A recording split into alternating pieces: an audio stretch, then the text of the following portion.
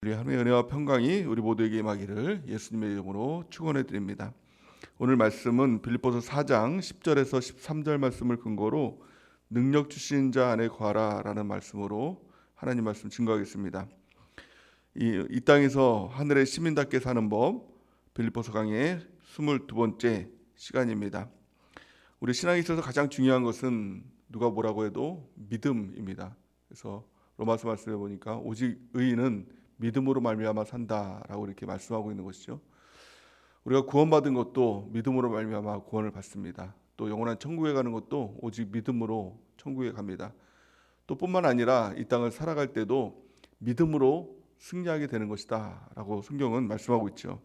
요한일서 5장 4절 말씀 같이 읽겠습니다. 시작. 무릇 하나님께로부터 난 자마다 세상을 이기느니라. 세상을 이기는 승리는 이것이니 우리의 믿음이니라. 아멘. 믿음이라는 것이 무엇일까요? 하나님을 믿는 것이죠. 또 하나님의 아들이신 예수님을 믿는 것이 곧 믿음이고 영생이다라고 성경은 말씀하고 있는 것입니다. 예수님이 나의 주인이시다, 이것을 믿는 것입니다. 또 예수님만이 나의 삶에서 또 나의 영혼을 구원하여 주실 유일하신 구원자가 되신다, 이것을 믿는 것입니다. 예수님이 나의 주인이시고 나의 구원자이심을 믿는 것, 십자가를 통해서 나의 모든 죄를 다 속량하시고 또 부활을 통해서 나는 죽고 예수님이 내 안에 사시는 그 믿음 안에서 우리가 살아가는 것이죠. 근데 그 믿음이 진짜 믿음과 또 가짜 믿음이 있다는 것입니다. 진짜 믿음과 가짜 믿음의 가장 큰 특징이 뭘까요? 그 믿음의 이 흔들리는 믿음인가, 또 그 믿음이 견고한 믿음인가, 이것이 진짜 믿음과 가짜 믿음을 가른다는 것입니다. 진짜 믿음은 흔들리지 않습니다. 진짜 믿음의 특징은 영원한 천국을 바라보고 또 성경, 성령, 교회 안에서 흔들리지 않는 것. 어떤 일이 있어도 어떠한 상황에서도 흔들리지 않는 것이다라는 것입니다. 그리고 우리의 믿음을 점검하고 흔들리지 않는 믿음 가운데 우리가 영원한 천국을 향해서 날마다 나아가는 귀한 은혜가 있기를 예수님의 이름으로 축원해 드립니다. 오늘 말씀을 보니까 바울이 자신의 믿음에 대해서 이야기를 하고 있죠. 나의 믿음의 특징이 무엇인가? 또 어떻게 이 믿음을 가질 수가 있는가? 그것에 대해서 오늘 본 말씀은 바울이 우리에게 가르쳐주고 있습니다. 바울의 믿음의 특징을 우리 같이 한번 보기 원합니다. 11절에서 12절 오늘 본 말씀 빌립보서 4장 11절에서 12절 말씀을 다시 한번 읽어보겠습니다. 시작. 내가 궁핍함으로 말하는 것이 아니니라. 어떠한 형편에 있든지 나는 자족하기를 배웠노니 나는 비천에 처할 줄도 알고 풍부에 처할 줄도 알아. 모든 일 곧 배부름과 배고픔과 풍부와 궁핍에도 처할 줄 아는 일체의 비결을 배웠노라. 아멘. 이 믿음은 배워야 한다는 것입니다. 성경을 통해서 또 성령 하나님을 통해서 또 우리 교회 안에서 늘 그 믿음을 배워야 한다는 것입니다. 근데 믿음을 배웠을 때 어떤 일들이 일어납니까?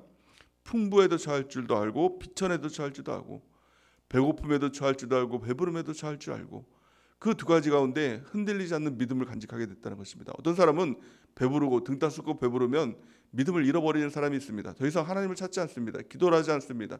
예배가 필요 없습니다. 왜냐하면 모든 것이 자기 스스로 다 해결할 수 있으니까 라고 생각하기 때문에 믿음이 더 약해지는 사람이 있습니다. 또 반면에 어떤 사람은 배고프고 곤핍하고 또 어려움을 당하고 물질의 어려움을 당하면 믿음이 흔들리는 사람이 있습니다.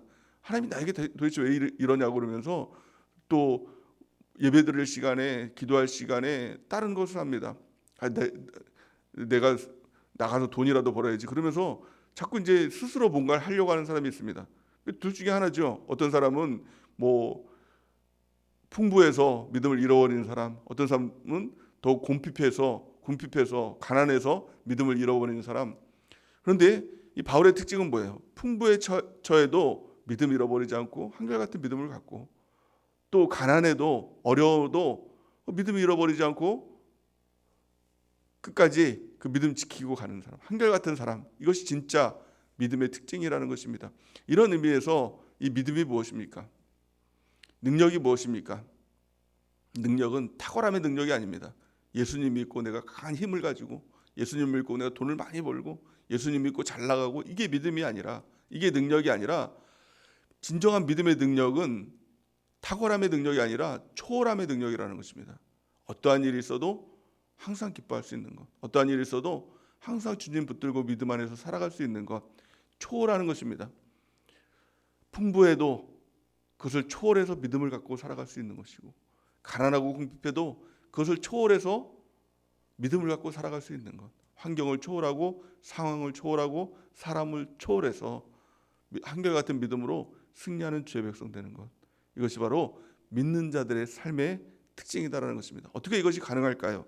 13절 말씀 보니까 그 비결을 바울은 우리에게 공개해 주고 있는 것입니다. 13절 말씀 같이 한번 읽어보겠습니다. 13절 시작. 내게 능력 주신 자 안에서 내가 모든 것을 할 수 있느니라. 아멘. 능력 주신 자 안에 있으면 이 초월의 능력이 나타나게 된다는 것입니다. 이것은 내 안에서 나타나는 능력이 아닙니다. 그러기에 믿음이 있다고 해서 교만할 필요 없습니다. 자랑할 필요 없습니다. 또 믿음이 없다고 해서 낙심할 필요가 없습니다. 주눅들 필요가 없습니다. 그 믿음의 근원지가 있다는 겁니다. 주님의 능력 안에서입니다. 그래서 믿음은 능력입니다. 내 안에 그 능력이 있는가? 모든 것을 초월할 수 있는 능력이 있는가? 모든 것 가운데서도 주님을 믿는 그 믿음으로 승리할 수 있는 그 능력이 있는가라는 것입니다. 성경은 이렇게 말씀합니다. 고린도전서 4장 20절 말씀에 보니까 하나님의 나라는 말에 있지 않고 오직 능력에 있음이라 라는 것입니다. 이 능력은 탁월함이 아니라고 했습니다. 초월함이라고 했습니다. 어떤 환경에서도, 어떤 상황에서도, 어떤 사람 가운데서도 항상 모든 것을 초월하고 예수님이 나의 주인이시고 예수님이 나의 구원자이시고 이것을 믿는 믿음 가운데 나가는 이 능력이 있으면 세상이 감당하지 못하는 사람이 됩니다. 마귀가 절대 우리를 무너뜨리지 못한다는 것입니다.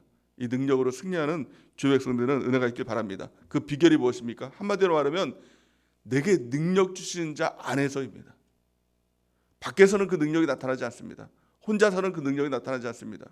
오직 내게 능력 주시는 자 안에서, 다르게 말하면 주님께 붙어 있으면 주님으로부터 주시는 그 믿음이 나의 믿음이 아니라 예수님의 믿음이 우리 가운데 전가되어서 예수님의 믿음이 우리 가운데 나타나게 된다는 겁니다. 우리가 해야 될 것은 무엇입니까? 우리의 노력은 믿음 가져야지, 내가 믿어야지, 이 노력이 아닙니다. 그 믿음은 어차피 내 안에 없습니다.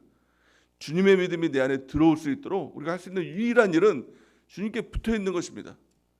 주님의 말씀인 성경에 붙어 있는 것이고, 주님의 영인 성령에 붙어 있는 것이고, 주님의 몸인 주님의 몸된 교회에 붙어 있는 것. 그 신앙생활 가장 능력 있는 사람은요, 붙어 있는 사람인 것입니다. 우리가 거기서 힘쓰는 은혜가 있길 바랍니다. 요한복음 15장 5절에서 6절 말씀을 이렇게 말씀하고 있습니다. 우리 같이 한번 읽어보겠습니다. 시작. 나는 포도나무요 너희는 가지라.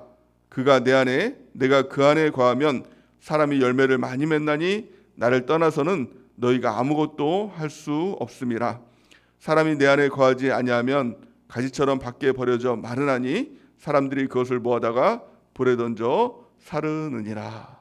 아멘. 우리가 예수님을 믿게 되었다는 것은 이제는 포도나무의 가지로 접붙임을 받았다는 의미를 갖고 있는 것입니다. 생명의 관계가 되었다는 것입니다. 단지 나는 예수님을 믿어 교회에 다녀 이것이 아니라 예수님과 나와의 관계, 교회와 나와의 관계, 말씀과 나와의 관계, 성령 하나님과 나와의 관계가 생명의 관계가 되었다는 겁니다. 그래서 붙어 있으면 살지만, 생명이 있지만, 생명을 얻되 풍성함을 얻지만 떨어지면 아무것도 할 수 없는 존재다. 사람들이 그 떨어진 포도나무 가지를 모아다가 불에 살라버리는 것처럼 그런 존재가 된다는 것입니다. 아무것도 아닌 존재, 살라져 버리는 존재, 그런 존재가 된다는 것입니다. 이것은 양극단입니다. 살든가 죽든가입니다. 붙어 있으면 사는 사람이고 떨어져 있으면 죽는 사람인 것입니다. 붙어 있으면 능력 있는 사람이 되지만 떨어져 있으면 아무것도 아닌 존재가 된다는 것입니다. 그러므로 우리가 붙어 있는데 더 힘을 쓰는 그 은혜가 있길 바랍니다. 그때 붙어 있는다는 것이 무엇입니까? 우리가 주님 안에 거한다는 것이 도대체 어떤 의미를 갖고 있습니까? 우리가 주님 안에 거하기 위해서 어떻게 해야 된다는 것입니까? 그 방법을 사랑이라고 가르쳐줍니다. 주님을 사랑하는 것입니다. 요한복음 15장 9절에서 10절 우리 같이 한번 읽어보겠습니다. 9절 먼저 읽어보겠습니다. 9절 시작. 아버지께서 나를 사랑하신 것 같이 나도 너희를 사랑하였으니 나의 사랑 안에 거하라. 아멘. 하나님이 예수님을 사랑하고 예수님이 하나님을 사랑했을 때 그 관계가 하나 된 것처럼, 삼위일체 하나가 된 것처럼 그 사랑이 있어야 된다는 겁니다. 우리도 그 사랑이 있을 때 주님이 내 안에 거하고 내가 주님 안에 거하는 하나 된 관계가 된다는 겁니다. 하나님과 예수님이 하나 된 것처럼 우리도 예수님과 하나 되는 놀라운 정말 기적과 같은 일이 이루어지는 것, 그 방법은 단 한 가지, 사랑이라는 것입니다. 우리가 주일날 말씀을 통해서 아가페 사랑을 배우고 있죠. 예전에 사랑했던 그 모든 것들이 정욕적인 사랑이었구나, 내 중심의 사랑이었구나라는 것들을 깨달으면서 아가페 사랑을 배우고 그 사랑으로 주님을 사랑하고 또 우리 주변 사람들을 사랑하고 형제를 사랑하고 이웃을 사랑하는 것, 이 핵심이 바로 사랑인 것이죠. 그렇다면 그 사랑이라는 것이 뭘까요? 사랑하면 나타나는 특징이 뭘까요? 내가 주님을 사랑합니다. 말로는 증명이 안 되잖아요. 마음을 다하고 뜻을 다하고 목숨을 다해서 사랑한다라고는 하는데 그게 증명이 잘 안 됩니다. 근데 사랑함이 증명이 되는 한 가지가 있다는 겁니다. 그게 바로 10절 말씀인데요. 요한복음 15장 10절 같이 읽겠습니다. 시작. 내가 아버지의 계명을 지켜 그의 사랑 안에 거하는 것 같이 너희도 내 계명을 지키면 내 사랑 안에 거하리라. 아멘. 사랑의 핵심은 계명입니다. 주님의 말씀입니다. 사랑합니다 라고 하는데 절대 말씀을 보지 않습니다. 또 계명을 지키지 않습니다. 자기 뜻대로 합니다. 하던 대로 합니다. 그것은 사랑하는 게 아닙니다. 거짓입니다. 주님을 사랑하면 하나님의 말씀을 보게 되겠죠. 말씀을 듣게 되겠죠. 그리고 그 말씀대로 행하는, 계명을 지키는 삶을 살아가게 될 것입니다. 우리가 주님을 뜨겁게 사랑하는 은혜가 있길 바랍니다. 마음을 다하고 뜻을 다하고 목숨을 다해서 하나님 사랑하는 은혜가 있길 바랍니다. 그 사랑한다는 것이 무엇입니까? 주님의 말씀을 듣고 말씀을 읽고 말씀대로 행하는, 계명을 지키는 그 삶을 살아가는 것입니다. 그러면 능력은 나에게 있는 것이 아니라 주님께서 우리 가운데 주시는 것입니다. 그 능력은 탁월함의 능력이 아니라 초월함의 능력입니다. 어떠한 상황에서도, 어떠한 환경에서도, 어떠한 사람의 말 가운데서도, 어떠한 사람의 그 가운데서도, 관계 가운데서도 흔들리지 않는, 믿음이 흔들리지 않는 초월하는 그 믿음 가운데 나갈 수 있게 되는 것입니다. 우리 그 믿음으로 승리하는 은혜가 있길 바랍니다. 우리가 주님 앞에 붙어서 성령께 붙어서 또 성경 안에 붙어서 또 교회에 붙어서 우리가 승리하는 우리 모두가 되는 은혜가 넘치기를 예수님의 이름으로 간절히 축원해 드립니다. 이 시간 우리 기도하는 시간